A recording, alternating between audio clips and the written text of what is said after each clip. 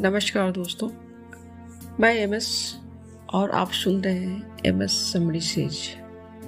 तो चलिए शुरू करते हैं आज की किताब। आज की ऑडियो बुक उस सच्चाई पर आधारित है जिसे कोई भी इंसान बच नहीं सकता, चाहे वो एक विद्यार्थी हो, एक कर्मचारी हो, एक व्यवसायी हो, एक माता पिता या एक नेता। जीवन में ऐसा समय हर किसी के सामने आता है जब जिम्मेदारियां बढ़ जाती है, समस्याएं एक साथ खड़ी हो जाती है और ऐसा लगता है जैसे सब कुछ कंट्रोल से बाहर हो रहा है। इसी स्थिति का नाम है दबाव यानी प्रेशर। लेकिन क्या आपने कभी ध्यान दिया है, एक ही परिस्थिति में दो लोग बिल्कुल अलग प्रतिक्रिया देते हैं। एक व्यक्ति छोटी सी परेशानी में भी घबरा जाता है, जबकि दूसरा व्यक्ति बड़ी से बड़ी मुश्किलों में भी शांत रहता है।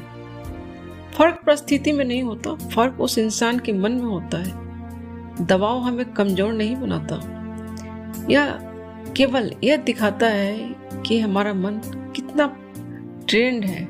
जैसा कि महान मनोचिकित्सक विक्टर फ्रैंकलिन ने कहा था, स्टिमुलस एंड रिस्पॉन्स के बीच एक बारीक रेखा है। उसी जगह में हमारी स्वतंत्रता और हमारी शक्ति छिपी होती है। यानी हर परिस्थिति और हमारी प्रतिक्रिया के बीच एक छोटा सा पल होता है। यदि हम उस पल को संभालना सीख जाएं, तो हम अपने जीवन की दिशा बदल सकते हैं। इस ऑडियो बुक में हम सीखेंगे कि कठिन परिस्थितियों में घबराने की बजाय शांत कैसे रहना है, दबाव में भी सही निर्णय कैसे लेना है और अपने मन को इतना मजबूत कैसे बनाना है कि कोई भी परिस्थिति हमें आसानी से विचलित ना कर सके। याद रखिए, दबाव हीरे नहीं बनाता, दबाव में सही प्रतिक्रिया ही इंसान को हीरे जैसा मजबूत बनाता है।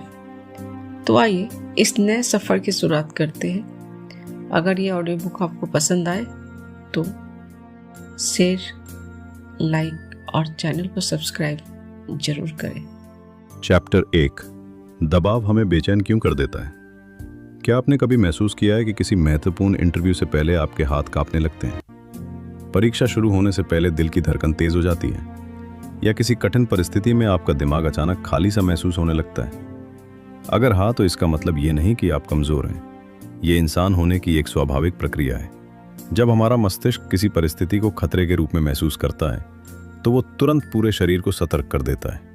विज्ञान बताता है कि ऐसे समय पर मस्तिष्क का एक हिस्सा, जिसे एमिगडाला कहा जाता है, सक्रिय हो जाता है। ये शरीर में एड्रेनलिन और कोर्टिसोल जैसे तनाव वाले हार्मोन छोड़ता है। परिणाम स्वरूप दिल की धड़कन तेज हो जाती है, सांसें बदल जाती हैं और शरीर किसी भी चुनौती का सामना करने के लिए तैयार हो जाता है। यही कारण है कि दबाव के समय कभी कभी हमारा दिमाग साफ सोचने के बजाय जल्दी जल्दी प्रतिक्रिया देने लगता है। लेकिन यहाँ एक अच्छी खबर भी है। हमारा मस्तिष्क केवल तनाव पैदा नहीं करता, बल्कि उसे नियंत्रित करना भी सीख सकता है। यही कारण है कि कुछ लोग बड़ी से बड़ी मुश्किल में भी शांत रहते हैं। उन्होंने अपने मन को परिस्थितियों से पहले संभालना सीख लिया होता है।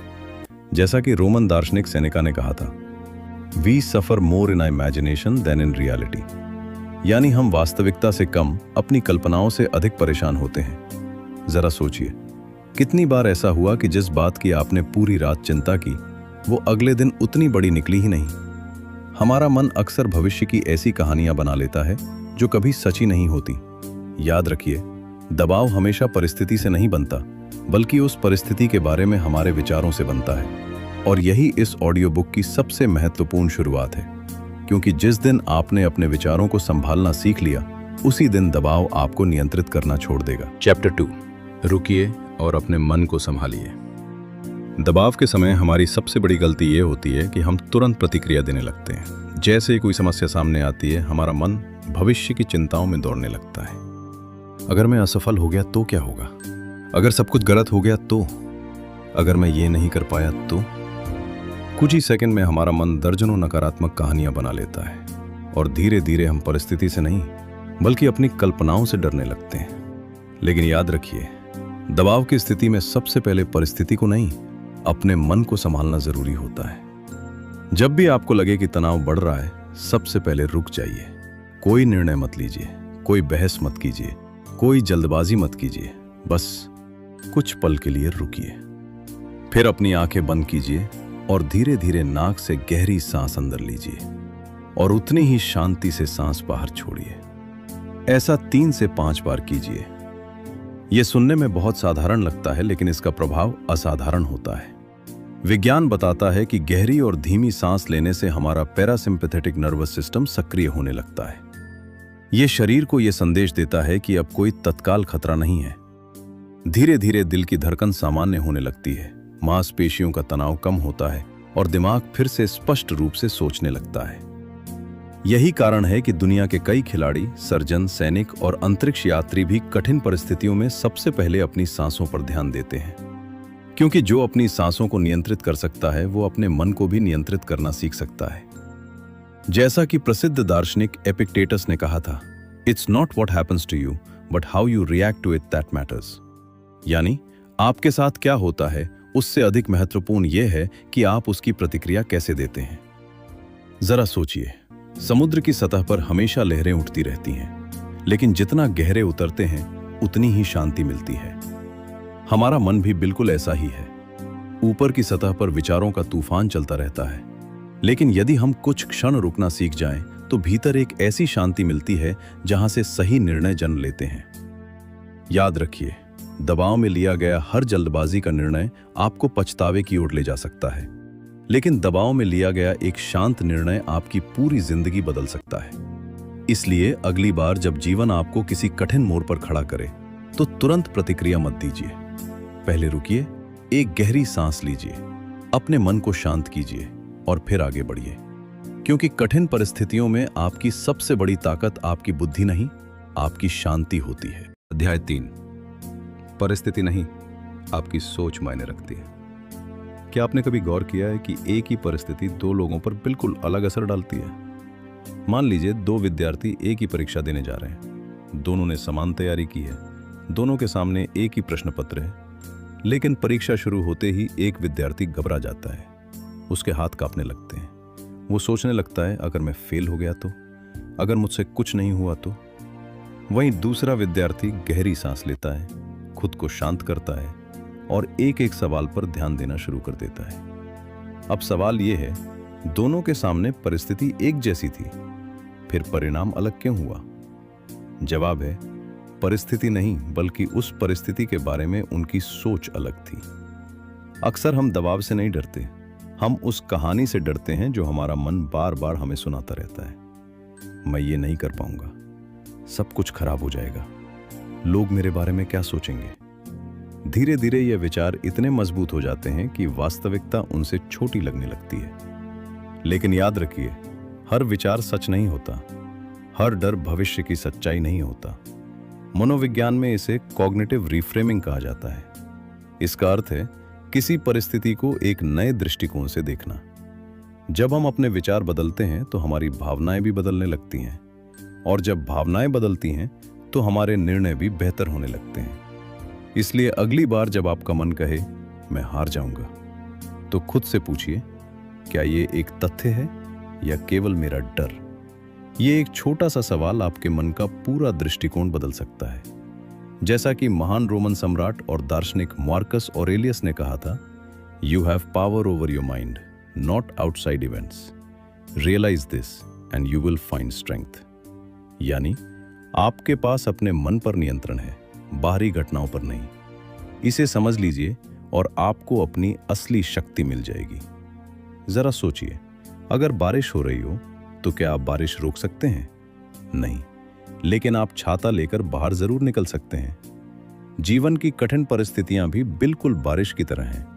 उन्हें रोकना हमेशा हमारे हाथ में नहीं होता, लेकिन उनका सामना किस सोच के साथ करना है, ये हमेशा हमारे हाथ में होता है। याद रखिए, दबाव तब कम नहीं होता जब परिस्थितियां बदलती हैं, दबाव तब कम होता है जब सोच बदलती है। और जिस दिन आपने अपनी सोच पर नियंत्रण पा लिया, उस दिन जीवन की सबसे कठिन परिस्थितियां भी आपको कमजोर नहीं, बल्कि पहले से अधिक मजबूत बना देंगी। अध्याय 4, दबाव में सही निर्णय कैसे लें। जीवन में कुछ फैसले ऐसे होते हैं जो हमारे भविष्य की दिशा तय कर देते हैं। एक नौकरी स्वीकार करनी है या नहीं, किसी रिश्ते को बचाना है या छोड़ देना है, किसी कठिन परिस्थिति में बोलना है या चुप रहना है। ऐसे क्षणों में सबसे बड़ी चुनौती निर्णय लेना नहीं होती, सबसे बड़ी चुनौती होती है दबाव के बीच सही निर्णय लेना। अक्सर जब हमारा मन तनाव में होता है तो हम दो गलतियां करते हैं। या तो हम बहुत जल्दी फैसला कर लेते हैं या फिर इतना सोचते रहते हैं कि कोई फैसला ही नहीं ले पाते। दोनों ही स्थितियां नुकसान पहुंचाती हैं। याद रखिए, दबाव में लिया गया हर निर्णय सही नहीं होता। इसलिए जब भी जीवन आपको किसी कठिन मोड़ पर खड़ा करे तो खुद से केवल 3 सवाल पूछिए। पहला सवाल, क्या मैं इस समय डर के आधार पर निर्णय ले रहा हूं या समझदारी के आधार पर? दूसरा सवाल, क्या यह निर्णय 1 महीने बाद भी मुझे सही लगेगा? तीसरा सवाल, अगर मेरा कोई प्रिय मित्र इसी परिस्थिति में होता तो मैं उसे क्या सलाह देता? अक्सर इन 3 सवालों के जवाब ही हमें सही दिशा दिखा देते हैं। मनोविज्ञान बताता है कि जब हम अपने निर्णय को कुछ क्षणों के लिए रोककर स्वयं से प्रश्न पूछते हैं तो मस्तिष्क का वो भाग अधिक सक्रिय होने लगता है जो तर्क, योजना और सही निर्णय लेने में मदद करता है। इससे भावनात्मक आवेग धीरे धीरे कम होने लगता है और सोच अधिक स्पष्ट हो जाती है। यही कारण है कि सफल लोग कठिन परिस्थितियों में घबराते नहीं। वे पहले रुकते हैं, फिर सोचते हैं और उसके बाद निर्णय लेते हैं। जैसा कि प्रसिद्ध लेखक और वक्ता स्टीफन कोवी ने कहा था, I am not a product of my circumstances, I am a product of my decisions. यानी मैं अपनी परिस्थितियों का परिणाम नहीं हूं, बल्कि अपने निर्णयों का परिणाम हूं। जरा सोचिए, एक कुशल कप्तान समुद्र में तूफान आने पर जहाज नहीं छोड़ता। वो घबराकर दिशा नहीं बदलता। वो पहले नक्शा देखता है, हवा की दिशा समझता है और फिर अगला कदम उठाता है। जीवन भी बिल्कुल ऐसा ही है। दबाव का तूफान हमेशा रहेगा, लेकिन यदि आपका निर्णय शांत मन से लिया गया है तो कोई भी तूफान आपको आपकी मंजिल तक पहुंचने से नहीं रोक सकता। याद रखिए, भावनाएं कुछ मिनटों में बदल सकती हैं, लेकिन दबाव में लिया गया एक गलत निर्णय वर्षों तक पछतावा। अध्याय 5, शरीर को शांत करें, मन अपने आप शांत हो जाएगा। क्या आपने कभी महसूस किया है कि जब आप पूरी रात ठीक से नहीं सोते तो छोटी सी बात भी आपको परेशान करने लगती है? या जब आप लंबे समय तक लगातार काम करते रहते हैं तो आपका धैर्य कम होने लगता है? ऐसा इसलिए होता है क्योंकि हमारा मन और शरीर एक दूसरे से अलग नहीं है। जब शरीर थक जाता है तो मन भी थकने लगता है, और जब मन थक जाता है तो छोटी सी समस्या भी बहुत बड़ी दिखाई देने लगती है। यही कारण है कि दबाव से लड़ने की शुरुआत केवल सोच बदलने से नहीं होती, बल्कि अपने शरीर का ध्यान रखने से भी होती है। विज्ञान बताता है कि पर्याप्त नींद, नियमित व्यायाम और संतुलित भोजन हमारे शरीर में तनाव पैदा करने वाले हार्मोन जैसे कॉर्टिसोल को संतुलित रखने में मदद करते हैं। वहीं नियमित शारीरिक गतिविधि एंडोर्फिन जैसे रसायनों का स्तर बढ़ाती है, जिन्हें फील गुड केमिकल्स भी कहा जाता है। यही कारण है कि हल्की सी वॉक या कुछ मिनट का व्यायाम भी मन को हल्का और शांत महसूस करा सकता है। अगर आपका शरीर लगातार थका हुआ रहेगा तो आपका मन भी हर चुनौती को खतरे की तरह देखने लगेगा। इसलिए अपने दिन में कुछ छोटे छोटे बदलाव कीजिए। हर दिन कम से कम 30 मिनट पैदल चलिए। समय पर सोने की आदत बनाइए। दिन में कुछ पल प्रकृति के बीच बिताइए और जब भी संभव हो अपने मोबाइल और स्क्रीन से थोड़ी दूरी बनाइए। ये छोटे छोटे कदम आपके शरीर को आराम देंगे और आपका शरीर आपके मन को। जैसा कि यूनानी चिकित्सक हिपोक्रेट्स ने कहा था, natural forces within us are the true healers of disease. यानी हमारे भीतर मौजूद प्राकृतिक शक्तियां ही हमें स्वस्थ और मजबूत बनाती हैं। जरा सोचिए, अगर किसी कार का इंजन लगातार बिना रुके चलता रहे तो क्या वो लंबे समय तक सही तरीके से काम कर पाएगा? बिल्कुल नहीं। उसे भी समय समय पर आराम, देखभाल और ईंधन की जरूरत होती है। हमारा शरीर भी बिल्कुल वैसा ही है। हम अक्सर अपने मन को मजबूत बनाना चाहते हैं, लेकिन अपने शरीर को आराम देना भूल जाते हैं। याद रखिए, दबाव केवल मन की परीक्षा नहीं लेता, वो आपके शरीर की भी परीक्षा लेता है। अध्याय 6, मानसिक दृढ़ता कैसे विकसित करें।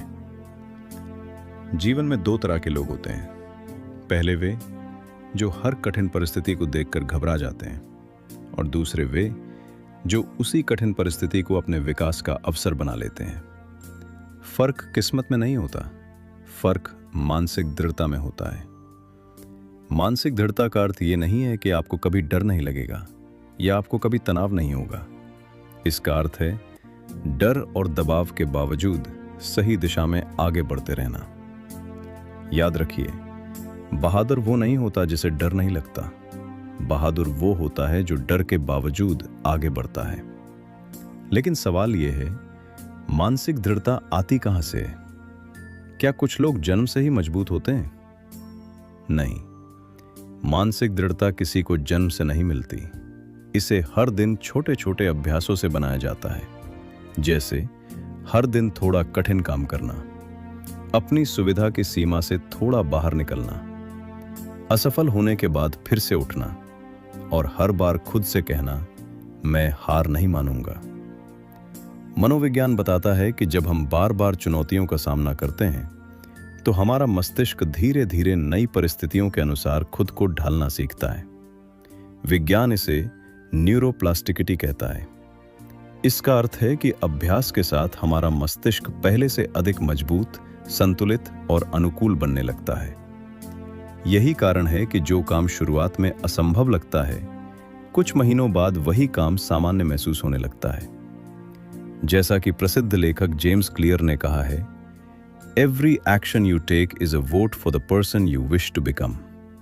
यानी आपका हर छोटा कदम उस इंसान के लिए एक वोट है जो आप भविष्य में बनना चाहते हैं।